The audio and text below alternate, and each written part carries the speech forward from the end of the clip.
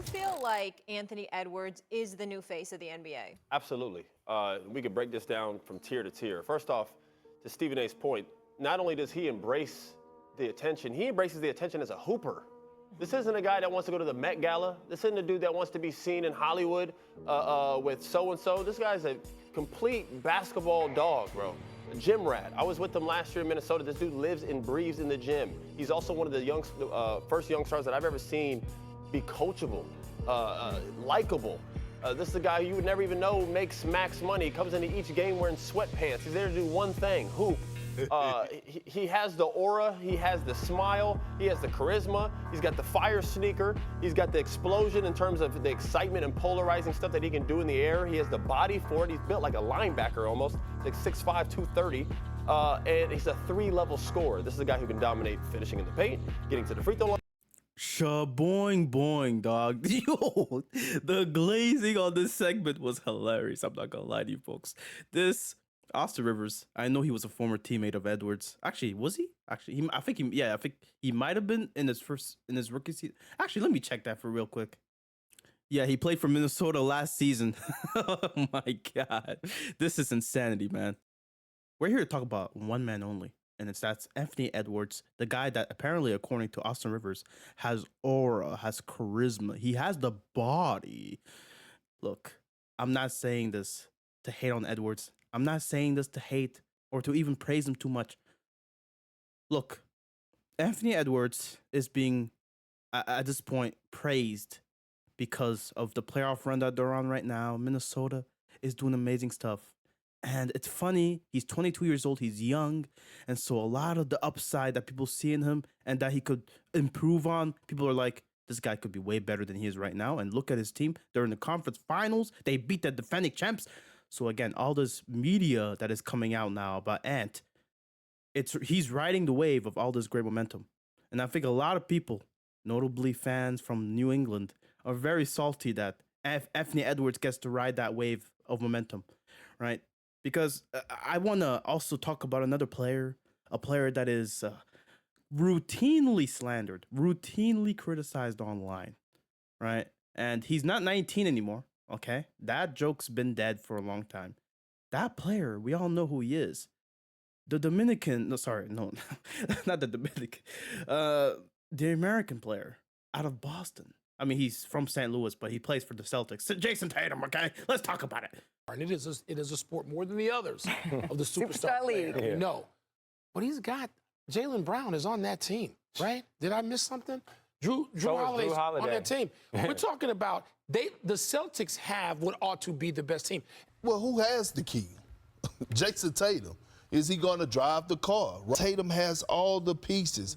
Can he please, not half of a series, take over the entire series for once and us be sitting up here saying that he's the best player in the postseason? You played alongside LeBron James and Kyrie Irving.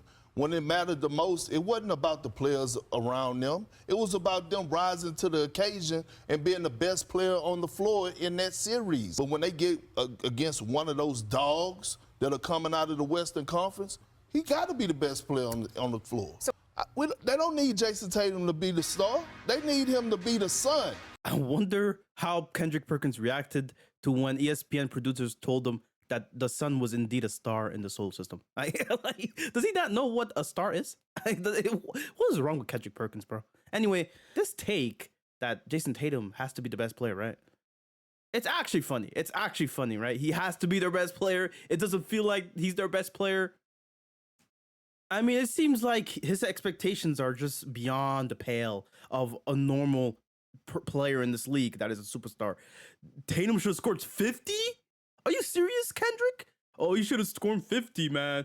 He's hard on Tatum. Apparently, he's hard on Tatum. Look at this. Because of pattern of behavior. Apparently, Tatum has a pattern of behavior that is, not as good as the other superstars in this league. And that's what we'll talk about. The stars in our league, right? Now he can't say, nor can anybody on that team or their organization say, well, the lights were too bright or we weren't ready. Okay. They've been there. But here's what I would say. He's better than what he played in 2022. And he knows that. Why is it that an Anthony Edwards gets praised to the moon when he does have indeed great role players around him? Cat is a great player. He's a star player. He's an all-star this year. I'm pretty sure the Celtics only had 2 all-stars as well, right? You're talking about the Celtics are a super team, but Jaylen Brown and Tatum are the only not superstars, the only all-stars in that team, whereas Minnesota has 2 all-stars as well, right? You're talking about a super team when they have a DPOY in Minnesota, and he also has an elite defender in JD McDaniels that I think made first team or second team all defense, right? JD McDaniels is pretty good. They have Derek White as well.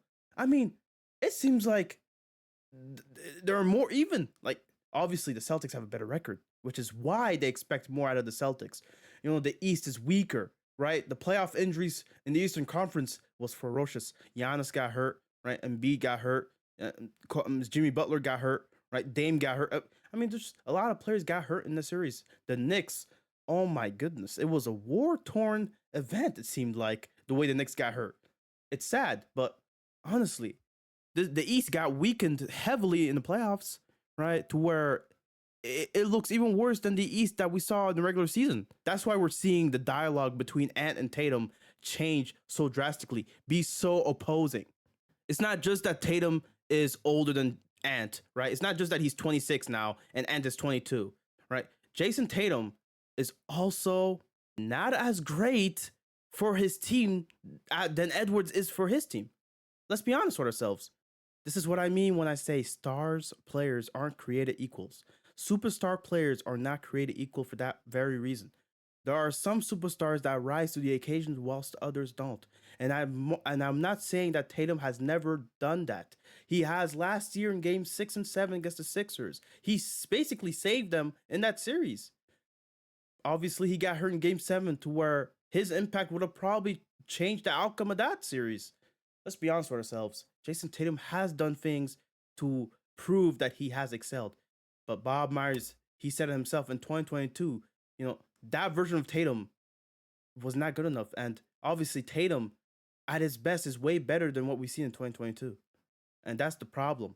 Tatum has his past failures in the finals that are haunting him. And I think Tatum even mentioned this in the press conference recently. Like last year, he talked about how people hold that against me. And, you know, I think I'm the best player in the world, but, you know, people, they look at 2022 and they hold that against me. Meanwhile, Anthony Edwards is only 22 years old. And he's only been to the playoffs 3 times now, I think. Yes, 3 times since obviously entering the league. So he hasn't had that much experience in the playoffs. So we got to see more of Tatum's failures, you know, a couple of years back. And Anthony Edwards, right, the only reason he lost the series he did, I mean, mainly because his team wasn't good enough, right? It wasn't an indictment on Edwards as much as it was an indictment on the team as a whole. Tatum, he's had series where they lost because primarily he wasn't as good as he should have been.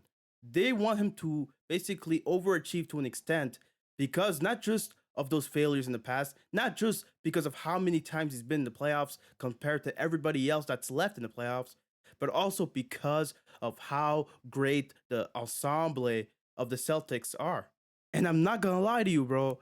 The way Tatum gets talked about now, it's actually hilarious considering you can make a case that Tatum is better than Edwards as a player, but because of just how they're both perceived and because of the circumstances that they're in and how people perceive the past playoff experiences that they both have respectively, the discussion on those two is completely lopsided. I almost feel bad for Celtics fans. A lot of people on Twitter are gonna, you know, keep clowning Tatum every time they lose a game that they shouldn't lose. But if they win a game, they should have won by 50, basically. They should have dominated because the competition they're playing against is weak. We might have Jaylen Brown outplay Tatum as well. That's another thing about the whole Tatum and Edwards debate that, you know, some people have entertained on Twitter. Anthony Edwards, his second best player is Cat, right? Cat is a very good player. But the way he's covered and perceived online is as if he's a liability on both ends. That's how it looks. That's how it seems. The way people talk about Cat, it seems like almost he's a liability. Whereas Tatum, he has Jaylen Brown alongside him, right? I mean, you look at this video title and thumbnail, pick a side, shout out to them. But this is crazy. Jalen McDaniels as the as the second player, like this just shows you how both guys are covered. I mean, Jaylen Brown is a pretty good player.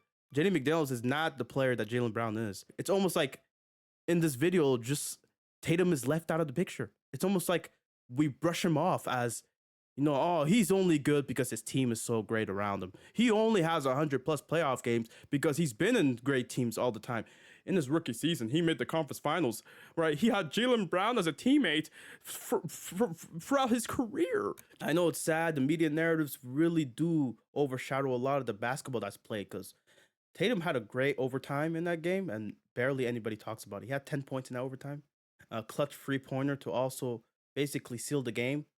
Why aren't we talking about that? Well, it's because this team, they shouldn't even have been in overtime to begin with. They almost lost that game to the Pacers. It's actually crazy. I'm not going to lie to you. It's actually crazy. I feel bad for Celtics fans, but at the same time, it's kind of the territory that you're supposed to be in when you're so dominant during the season. People are going to expect more of you just because of how much better you are than your competition. So honestly, that's about it, man. Peace out.